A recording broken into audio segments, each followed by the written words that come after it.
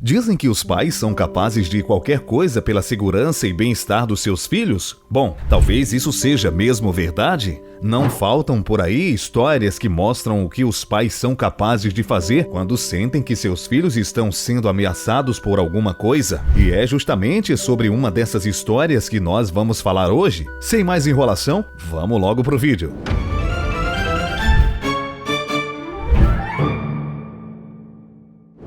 Pai coloca dispositivo de gravação no cabelo da filha? Todos nós sabemos que muitas vezes estar na escola não é fácil, mas para algumas crianças pode ser ainda mais difícil do que para outras, por diversos motivos que acabam dificultando essa experiência. Bom, esse é o caso dessa menina que acabou tendo a sua experiência escolar muito mais dificultada, mas ela contou com o suporte do pai para enfrentar esta situação. No final das contas, as crianças precisam de um bom suporte dos pais para enfrentar a vida escolar. Não basta que os professores sejam bons, por exemplo.